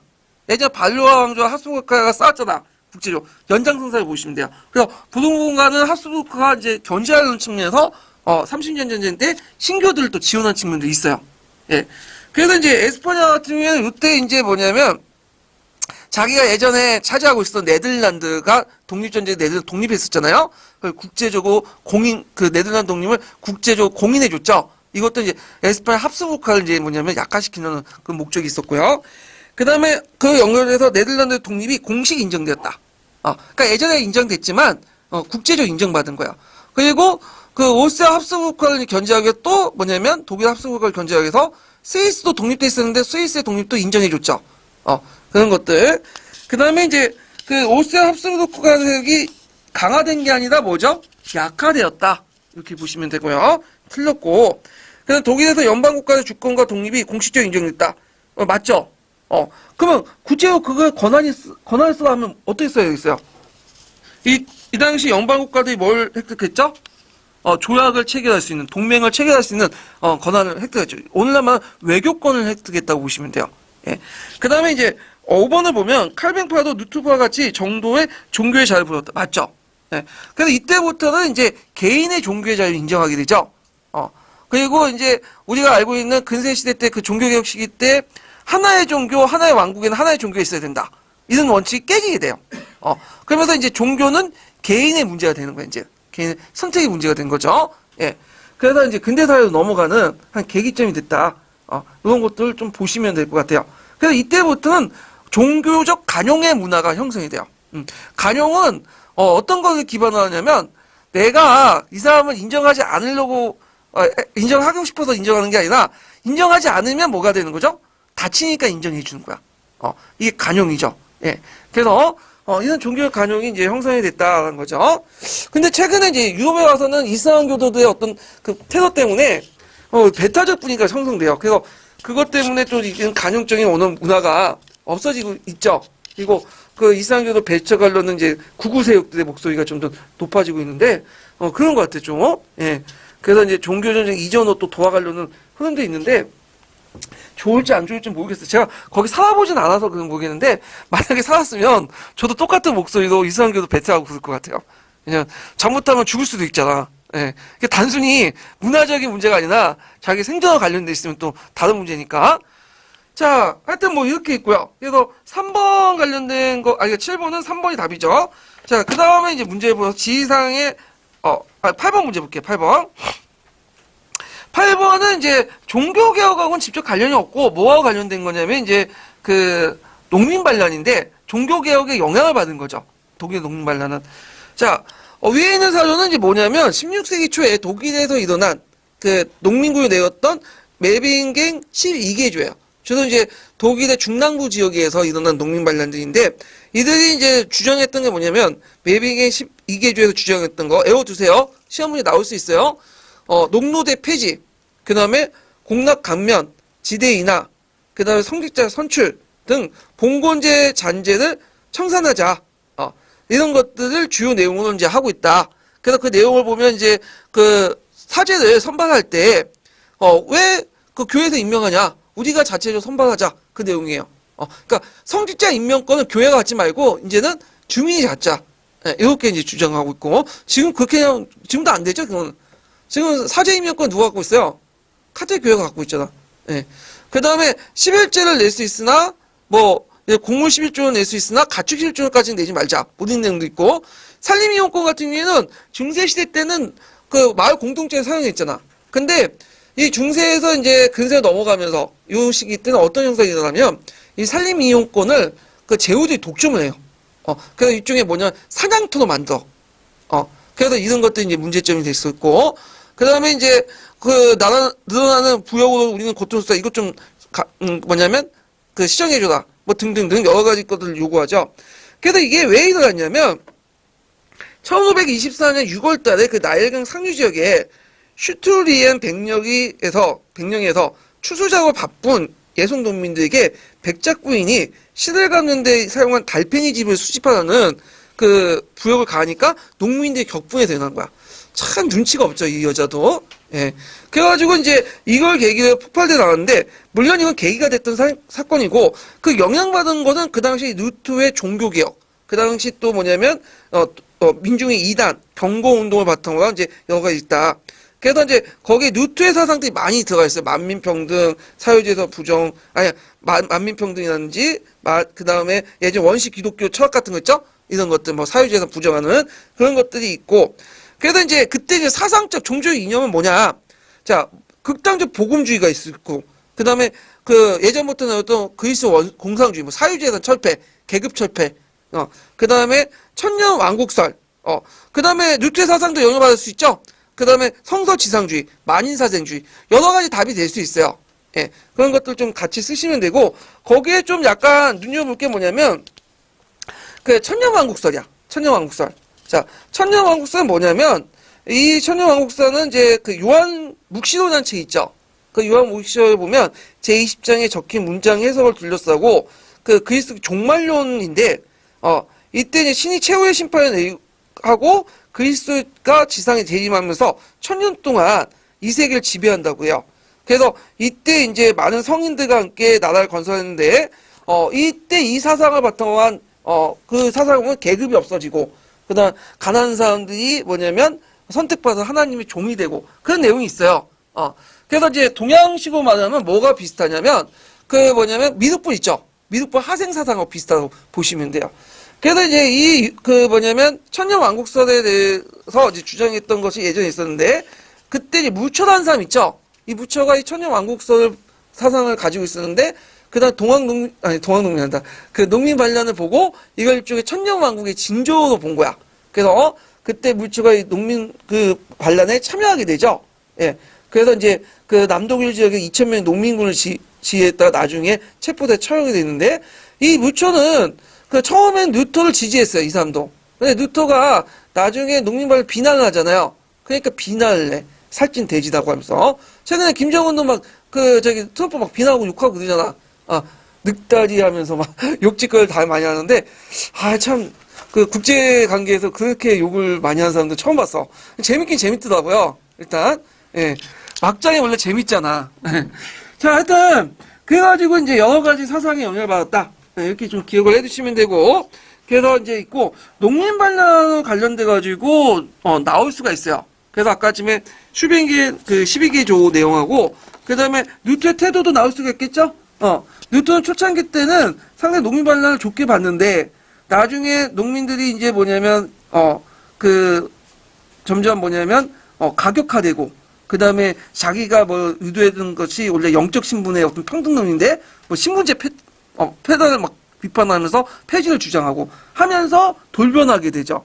그래가지고, 그때 이제 뭐라고 얘기하냐면, 그 당시 미친 개는 때려잡아야 된다. 유명한 말이죠. 이 말을 누가 했냐면 예전에 이 사람도 했는데, 박정희도 이 말 했어. 그때 이제 도끼 만행 사건이 끝난 다음에 그 도끼 만행 사건이 나니까 박정희 무슨 말이냐. 미친 개는 두들겨 파야 말을 듣는다고. 그래서 요즘에 김정은이 그런 말을 잘 쓰거든. 두들겨 패야 돼, 하여튼. 예. 자, 하여튼, 그러면서 이제 이 과정에서 그 농민군과 루터 간의 관계가 어떻게 멀어지게 되죠. 그래서 그때 이 과정에서 물론 이제 농민반을 진압을 농민들이 루터교를 버려요. 대신 뭘 선택했냐면 예전에 카톨릭을 선택을 하게 되죠. 예. 그래서 남독일 지역 같은 경우에는 다시 카톨릭 회복이 돼. 그래서 이제 이 독일이 좀 약간 이런 측면에서 좀 차이가 있어요. 독일 같은 북독일 지역 같은 게 뭘 믿죠? 루트교, 신교들 믿는데, 그 남독일은 카톨릭을 믿어. 그래서 프로이센은 주로 뭐예요? 루트교죠. 그 다음에 밑에 남독일 지역은 카톨릭이야. 그래서 대개 그 당시 이제 나중에 독일이 통일하고 나서, 그 프로이센 중앙집권안에 제일 반대했던 세력들이 어디냐면 남독일 지역이에요. 예. 그래서 남독일 지역은 누굴 통해서 구신점을 잡으려고 했죠? 교황을 통해서 구신점을 잡으려니까 이게 중앙집권을 하려고 했던 그 뭐냐면 비스마르크 가만히 안 두죠. 그래서 했던 것이 그 유명한 문화투쟁 같은 거 있잖아요. 예, 이런 것들과 연결시켜서 좀 보시면 될 거예요. 문화가 좀 달라 이쪽하고는. 자, 그래서 이렇게 좀 기억을 해두시면 되고요. 그리고 이제 그 534페이지에 오면 종교개혁 시기의 독일 세력 판도 있죠. 제가 이제 도표 만들어놨으니까 좀 전후로 해가지고 이렇게 파악을 해줘요. 농민 그 전쟁 전후로 해서 이렇게 이제 보시면 되고. 자, 그 다음에 이제 지리상의 발견 결과를 보죠. 남미상 함께 같이 볼게요. 자, 지리상의 그 발견은 그 시험에 잘 안 나와요. 은근히 그 수능이나 이런 데는 잘 나오는데 그 인고에서는 잘 안 나와. 나오더라도 주로 어디 나오냐면 배경이나 가정 거의 안 나왔어. 지금까지 한 문제도. 뭐가 나오냐면 결과가 나왔어. 그래서 지리상의 발견 결과 어떤 것들이 일어났나 이런 것들인데 한 네 가지를 요약할 수 있죠. 첫 번째는 무역의 중심지가 어디에서 어디로 이동했죠? 지중해 무역에서 대서양 무역으로 발달됐고 그 대서양 연안의 도시들이 이제 뭐냐면 발전하기 시작했죠. 그냥 두 번째는 그 뭐냐면 남미 지역에서 아메리카 지역에서 새로운 물건들이 많이 들어와. 물자들, 농산물 같은 것들. 그래서 우리가 이제 먹고 있는 이제 감자나 뭐 이런 것들이 도입되죠. 타바코, 담배 이런 것들이 도입이 되고 그 다음에 세 번째로는 이제 뭐냐면 그 아메리카 지역에서 뭐가 들어와? 금과 은이 들어오죠. 그래서 무슨 혁명과 무슨 혁명이 일어났다? 가격혁명과 산업혁명이 일어났다. 그래서 가격혁명과 산업혁명이 일어나면서 유럽의 경제를 변화를 시켰죠. 예, 그거 관련돼 갖고 한번 나왔고 그 다음에 이제 네 번째로는 뭐냐면 직업적 분업화가 일어나요. 지역 간의 분업화, 지역적 분업화가 아니라 지역 간의 분업화가 일어나서 각 지역마다 뭐냐면 그 맞는 것을 특화시키면서 이제 발전돼 나가죠. 이런 것들이 이제 나왔는데 그러면 이제 한번 보면요. 1번을 볼게요. 제2사 발견과 신학교 개척으로 일어난 유럽의 변화 중에 가장 알맞는 것은 이렇게 있는데 자, 르네상스가 종교계의 원동력이 되었다. 아니죠. 오히려 르네상스, 이탈리아 르네상스는 쇠퇴했죠. 예, 쇠퇴했고 물론 이제 16세기 르네상스 한정돼서 얘기하면 되는데 이탈리아 르네상스는 쇠퇴했다. 예, 이렇게 기억을 해두시면 돼요. 그 다음에 2번 같은 경우에 이탈리아와 남부 독일의 도시들이 번영하여 무역의 중심지가 됐다. 아니죠. 오히려 쇠퇴했죠. 예. 그 다음에 3번 같은 경우에 보면 각국의 무역 패권, 그러니까 식민지 획득에 치열한 경쟁을 맞죠. 이때부터 이제 식민지 획득에 의해서 시작되고, 웬 중상주의 같은 경우에는 값싼 원료나 이런 것들 수입하고 시장을 개척하기 위해서 식민지가 필요했던 거죠. 자, 그 다음에 4번 문제가 뭐냐면 아메리카에서 금 운동이 들어와 물가가 폭락했고 그 다음에 산업혁명이 일어나게 됐다. 요거는 틀리죠. 예. 금 은이 들어오면서 물가가 폭락한 게 아니라 물가가 상승한 거죠. 상승하고 산업혁명이 아니라 상업혁명이 일어난 거죠. 예. 산업혁명은 18세 후반에 일어난 거고. 예. 그래서 상업혁명이 일어난 것은 이제 그 과정에서 이제 어떤 것들이 일어나냐. 일단 그 아메리카와 무역하는 과정에서 교역량이 급증되죠. 그래서 상품량이 증가되고 금운이 들어오면서 이제 그 여러 가지 변화가 일어나는데 그 금융제도 이런 것도 이제 발전되고 그다음에 아메리카와 유럽을 연결하는 과정에서 상인들이 자본을 축적하잖아요. 이런 자본이 뭐야? 상업자본이죠. 예. 그래서 상업자본을 바탕으로 해갖고 뭐냐면 금융업도 발달되고 그다음에 경제 시스템도 예전에 길드 체제가 아니라 뭐죠? 선대제를 바탕으로 농촌 수공업이 발달되면서 길드 체제가 붕괴되기 시작하죠. 그리고 또 아메리카와 무역하는 과정에 여러 가지 금융기법도 많고 회사 조직도 만들죠. 그래서 어음제도라든지 그 다음에 이제 한제도, 그 다음에 이제 또 뭐냐면 주식회사 같은 거 있죠? 이런 제도도 만들어지기 시작하죠. 자, 그래서 요 내용도 이제 쭉 쓰시면 돼요. 자, 그 다음에 2번을 보면 신학력 개척의 결과만을 고른 것은 이렇게 있는데, 자, 이탈리아 경제적 변형, 시민의 경제적 지위 향상, 기계공업 발달, 유럽 세계 팽창. 자, 이탈리아 경제 변형이 아니라 오히려 이탈리아는 경제적 쇠퇴했죠. 그 다음에 시민의 경제 지위 향상 맞죠? 그 다음에 기계공업 발전 언제 일어났죠? 산업혁명 때 일어났고, 그 다음에 리은은 유럽 세계 팽창 맞죠? 요게 이제 기계공업보다는 선대제 조금 약간 발달된 게 뭐냐면 그 매뉴팩처 그가 있었죠.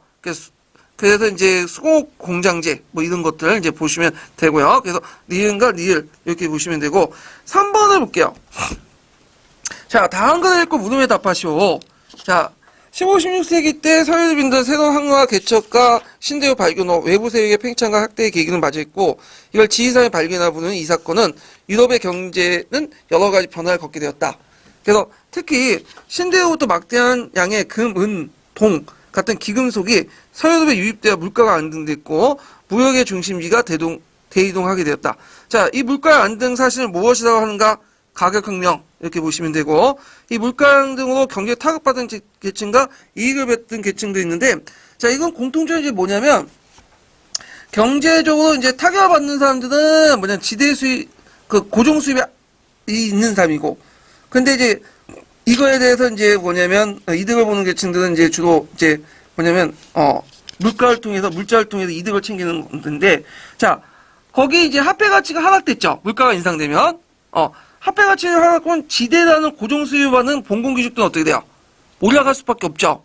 그 다음에 이제 이득을 본 계층들은 상공업자들은 왜 이득을 볼까? 일단 물가가 오르고 화폐 가치가 떨어지면 왜 이득을 보죠? 자, 상공업자들은 자기가 장사하고 물건 만들 때 자기 돈 가지고 만들지 않죠. 거의 대부분 뭐야? 빌리잖아. 그럼 이자를 내야 되겠죠. 그러면 원래는 이제 10% 이자를 내기도 했는데 물가가 2배나 뛰었어.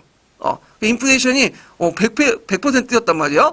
그러면 2배 물가가 뛰면 10만 원 내야 되는데 10% 내는데 실제 이자는 뭐예요?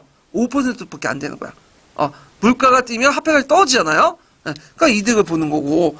그 다음에 이제 그 농민들 같은 경우에는 자기가 1,000원 내야 되는데 똑같이 1,000원이지만 명목지대는 똑같지만 실제지는 어떻게 돼요? 떨어지죠. 2배를 뛰면 500원만 내면 되죠. 실제 500원 내는 거죠. 자, 그런 식으로 해가지고 했다. 근데 이거에 대해서 최근에 학계 비판이 많아. 서양사 개념어 사전 보면, 그러면 지주등 멍청한 거냐. 그러니까 지금 인플레이션이 일어나는데, 지대는 안 올리고, 가만히 있었겠냐. 분명히 그들도 지대를 올렸겠죠. 그래서 요거에 대해서 학계에서 의견이 많긴 많거든요. 근데, 우리 그거까지 생각할 필요 없겠죠. 교과서에 있으니까 그냥 교과서에 있는 내용, 통론에 있는 내용, 개론에 있는 내용 외우시면 돼요.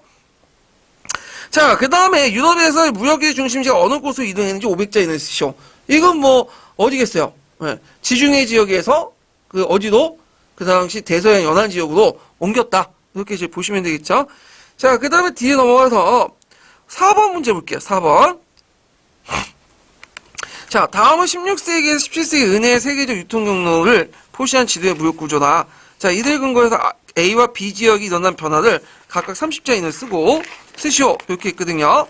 자, 여기 이제 좀 보면 이제 은혜 유통을 쭉 보시면 돼요. 자, 여기 포토시, 아카폴고가 보이고, 마닐라 가고, 마카오 가고, 일본 중국 거쳐가지고 쭉 있고, 대서양 쪽도 건너가고, 그러죠? 그럼 여기에서 보면, A 지역은, 어딜까, A 지역은, 은이 오고, 도자기 비단이 나가니까, 중국이겠죠. 예. 그 다음에, 동남아시아 항로화, 그 다음에 이제 중국과 그 다음에 이렇게 비를 통해서 했던 무역은 유럽이죠. 유럽은 은을 주고 도자기 비단을 받아오잖아요. 그 다음에 신은 어디겠어요? 모직물을 주고 은을 받아가죠. 이거는 신은 남미 지역, 지금 아메리카 지역을 의미해요. 그 다음 D는 뭐죠? 무기용품을 주고 여기에서 가져온 것을 노예상인들이 지금 아메리카 갖다 팔죠. 요거는 뭐냐? 아프리카야. 그래서 C, B, D 간의 무역을 무슨 무역이라고 하냐면 삼각무역이라고 해요. 삼각무역. 그래서 있고 그 다음에 이제 여기 이런 특징이 있고요. 그럼 그 옆에 또 특징들 좀 보면 포토시하고 아카폴코 지역에서 이렇게 이동을 하죠. 은이 요 은이 이동을 해갖고 그 당시 이제 필리핀이나 일본을 거쳐갖고 중국에 가갖고 도자기 뭐 이런 것들을 이제 비단 이런 걸 가지고 그 다음에 동남아시아에서 항로를 가지고 와갖고 이렇게 팔고 하면서 다시 유럽 쪽으로 건너가는 그런 무역들을 하게 되죠. 요것을 무슨 무역이라고 하죠? 동아시아 교과서에 나와 있는데 요것을 이제 아까 얘기한 것처럼 그 당시 배가 명칭이 뭐였죠? 범선, 완전한 범선. 예전에 갈렌선이 아니라 그 갈리오라는 게 있죠. 갈리오 무역이에요. 갈리오. 그래서 그 당시 이제 이런 과정에서 문제 보시면 돼요. 그래서 요거는 그 당시 이제 은혜 유통을 통해서 그 세계 무역권 관련된 내용들을 쭉 기술냈거든요. 그래서 그 당시 은이 어디에 집중돼 있다는 걸 볼 수가 있어요. 네, 중국에 집중돼 있다. 이런 걸 볼 수가 있겠죠. 멕시코 은이든 일본의 은이든 다 중국에 집중이 돼 있어. 그래서 갈레온 무역을 이제 중심으로 해갖고 이렇게 좀 보시면 되고요. 자, 그러면 그 왜 중국에 집중됐을까? 그건 중국이 음납제를 실시했기 때문이죠. 지정은제나 그 다음에 일조pon법이 은을 바탕으로 이제 징수하는 제도잖아요. 예. 그래서 그 당시 은과 금의 비율이 3대 1이야. 그래서 다른 지역보다 2배나 더 높아. 그러다 보니까 모든 세계 은이 어디에 집중돼 있다? 중국에 집중되기 시작했다. 그래서 요거. 그래서 이제 여기에서 보면 A 지역에 일어난 변화. 멕시코 은을 유입으로 또는 일본 은의 유입으로 여러 가지 잡세를 지세와 정세로 나누어 은으로 납부하는 일조pon법을 실시했다. 왜냐면 16, 17세기는 되게 어느 시기예요? 명나라 시기죠. 그러니까 지정은제를 쓰는 게 아니라 일조pon법을 쓰시는 게 나아요. 그 다음에 여기에 보면 B지역에 일어난 것들 있죠. B지역에 일어난 변화를 각각 30점, 상업혁명과 가격분이 발생했죠. 이런 것들을 쓰시면 돼요. 예. 자, 그 다음 문제를 볼게요. 5번 문제. 다음은 아메리카 대륙에 관련된 글이다. 다음 빈칸, 가와 나에 들어갈 말을 쓰고 다로 인해 야기된 문제를 해결하기 위해서 정복자들이 당시에 취한 정책 내용을 두 줄 이내에 쓰시오. 자, 여기에서 이제 에스파냐의 코르테스와 피사로가 이제 소수의 병력을 이끌고 아지테 문명, 잉카 문명을 멸망을 시켰잖아요. 그래서 이제 아지테 문명, 가이드가 아지테 문명이고 그 다음에 잉카 문명이죠. 예. 그래서 이제 아지테 문명은 그 멕시코의 테노치트라라는 곳이 있어. 테노치티트라라는 곳인데, 자, 테노치티트라가 후에 뭐가 되죠? 멕시코 시티가. 그러니까 아지타 수도는 좀 외워두세요. 예. 그래서 테노치티트라라는 곳이 후에 이제 멕시코 시티가 됐고, 그 다음 잉카 문명은 페데 코스코를 중심으로 한 거죠. 그래갖고, 그 다음 스페인 정복자였던 콩키스타도르라는 사람이, 코르테스와 피사로가 각각 아지테와 잉카를 적은 병력을 가지고, 점령하죠. 그리고 이제, 그 당시 에스파냐 국왕들은 이들에게, 이 콩키스타도르에게, 무슨 권한을 주냐면, 그 당시 그 지역에 이제 정복자에게 일정 영주를 주고, 영지내 원주민부터 공납징수 강제 노동을 요구할 수 있는 권리를 줘요. 이게 그 유명한 에코미안데 제도예요. 그래서 에코미안데 제도의 명칭, 그 다음 그 내용 꼭 기억을 해두세요. 그래서 가와 나에 들어갈 것은 이제 아지타 문명, 에코미안다 쓰시면 되고, 다로 인해서 야기된 문제를 해결해서 정복자들 당시에 취한 정책 내용. 자, 아까 이제 가혹한 노동, 그 다음 제일 문제가 됐던 게 뭐냐면, 흑사병이나 패스트 같은 병들이죠. 천연두 이런 병들. 이런 병들은 구대륙에서 행행했어. 그래서 많은 사람이 죽였지만, 이런 병이 많이 노출됐기 때문에 명령력이 있어요. 근데 이 사람들은 뭐예요? 갑자기 없던 병이 생긴 거 아니야. 명령력이 없죠. 그런 상태에 인구가 거의 90% 죽고 그래요. 예. 그래서 안 되겠다. 그래갖고 많은 사람들이 죽으니까, 이들을 보호해줘야겠다. 해가지고, 원주민들 이제 보호정책 바꿔요. 그리고 노동력을 누구로 쓰게 되냐면, 흑인 노예를 가지고 데리고 오죠. 그러면서 이제 흑인 노예를 가지고, 혹사시키면서, 이제 노동력 이용하고, 원주민들은 개종을 시키죠. 카톨릭으로. 예. 그래서 이제 있는데, 이 과정에서 다양한 짱뽕들이 생기죠. 그래서 보통 아메리카 같은 경우에는 크게 두 가지로 나누죠. 앵글로 아메리카하고 라틴 아메리카로 나누잖아요. 앵글로 아메리카에서는 도저히 바람이 필 수 없는 구조야. 왜냐면 올 때부터 이주 목적 온 거예요. 그러니까 가족하고 부인하고 같이 갔기 때문에 인디언 여자들이나 다른 여자들 건드리지 못해. 건들다가 맞아 죽잖아. 부인한테. 근데 라틴 아메리카는 콩키스타 같은 정복자들이 홀을 다니시러 온 거야, 남자들만. 그러니까 이 남자들 성욕 풀려고 인디언 여자 건들고 흑인 여자 건들고 하다 보니까 어떻게 돼? 이게 혼혈이 많이 생겨요.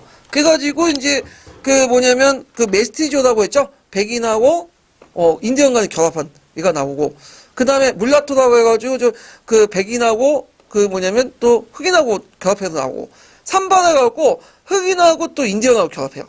예. 그리고 또 메스티조 물라토 삼바가 또 뭐 서로 결합을 해. 그래서 상당한 다양한 혼혈이들이 그 탄생하게 되고, 문화도 되게 섞였어요. 뭐 토착 문화도 있고 라틴 문화도 있고 거기에 흑인 문화도 같이 끼어 있는 독특한 남미 문화가 형성이 돼서 그 북미 지역에 영국, 프랑스, 백인 중심의 문화와 좀 다른 문화가 형성됐다. 이렇게 좀 기억을 해두시면 될 것 같아요. 자, 그래서 이런 내용들 기억을 하고, 그 다음 뒤에 넘어가서 6번 문제 볼게요. 자, 6번 문제는 이제 그 표시에 보면 이제 기역 지역에 의한 밑줄친 니은의 정치적 결과를 쓰시오 이렇게 있는데, 자, 여기 그 하나가 대서양 삼각무역이죠? 아까 이제 삼각무역은 그 당시 이제 노예, 그 다음에 그 당시 이제 아메리카와 그 다음에 저 유럽 간에 연결된 무역을 삼각무역이라고 하는데, 그 과정에서 많은 노예들이 그 남미나 북미 지역으로 이주해 왔죠. 자, 그러면서 이제 이렇게 보면 1790년 프랑스 국민위에 그 파리 프랑스 혁명이 나니까, 그때 이제 권리를 확대하면서 자유인들에게 권리를 확대하면서 자유인의 부모에게 태어난 유색인들까지 그 포함될 것을 당연하다고 선언한 거야. 그러니까 이제 그 프랑스 식민지였던 그 당시 어디 아이티에서도 그에 장을 받았고 혁명이 일어나요. 그래서 아이티 노예 혁명이 일어나는데, 요때 이제 주도했던 사람이 누구냐면 뚜생 누베르투라는 사람이야. 이름 외워두세요. 근데 뚜생 누베르투는 엄밀히 말하면 노예는 아니에요, 이 사람은. 다 흑인이라서 노예는 아니거든요. 근데 이제 어느 정도 교육을 받았고, 근데 이제 그 당시에 많이 참여했던 사람들이 노예가 많았어. 그래서 이 사람이 운동하다가 뭐 도중에 잡히고 이제 하지만 그 후계자들이 이제 결국에는 아이티를 독립국가 만들죠. 그래서 이 아이티의 독립국가는 어떤 정치적 결과였냐? 자, 아이티의 독립. 최초의 흑인 공화국이 탄생됐다. 남미 지역에. 그 외에도 뭐 라틴 아메리카 정치적 독립국가 수립, 남미 지역의 독립운동 확산, 이렇게 이제 볼 수 있는데, 답안은 아이티 독립으로 돼 있대요.